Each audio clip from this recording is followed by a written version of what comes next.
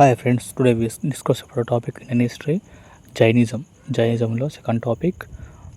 ఈరోజు మనం డిస్కస్ చేసే టాపిక్ ఏంటంటే తీర్థంకులు. తీర్థంకులు అంటే ఏంటి అసలు తీర్థంకులు అర్థం ఏంటంటే వారధిని నిర్మించిన వాడు. ఒక వారధిని నిర్మించిన వాడిని తీర్థంకుడు అంటారు. ఆరు మార్గం చూపువాడు. జైనిజంలో మొత్తం తీర్థంకులు 24 మంది. వీరందరూ క్షత్రియ కులానికి చెందినవారు. మొదట 22 మందికి చారిత్రక ఆధారాలు లేవు. ఓకేనా. 23వ 24వ వారికి చారిత్రక ఆధారాలు కలవు. 23వ తీర్థంకుడు 24వ తీర్థంకుడికి చారిత్రక ఆధారాలు కలవు. అంటే 23 పార్శ్వనాథుడు, 24 ఏమో మహావీరుడు. ఋగ్వేద మంత్రంలో వృషభనాథుడు నేమినాథుడు ఇలా ప్రస్తావించారు. ఋగ్వేద మంత్రంలో వృషభనాథుడు నేమినాథులను ప్రస్తావించారు. విష్ణు భాగవత పురాణంలో నారాయణుని అవతారంగా వృషభనాథుడిని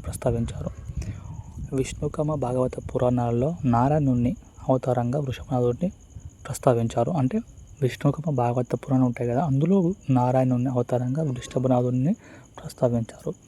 అరిష్టనేమిని కృష్ణునికి బంధువుగా భావించారు.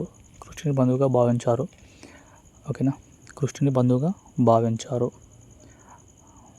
ఇప్పుడు వృషభనాథుని యొక్క చిహ్నం ఏంటిది? వృషభం.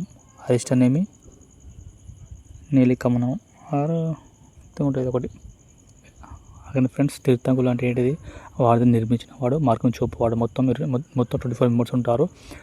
వీరందరూ క్షత్రియ కులానికి చెందినవారు. మరి 22 మందికి చారిత్రక ఆధారాలు లేవు. 23, 24 చారిత్రక ఆధారాలు కలవు. ఋగ్వేద మంత్రంలో వృషభనాథుడు నేమినాథుడు ప్రస్తావించారు. ఓకేనా, అంటే వృషభనాథుడు అరిష్టనేమికి ఋగ్వేద మంత్రంలో ప్రస్తావించారు. అంటే వీటికి ఇద్దరికే ఉంటాయి అనుకుంటా చారిత్రక ఆధారాలు. విష్ణు భాగవత పురాణాలు నారాయణుని ఆధారంగా ప్రస్తావించారు.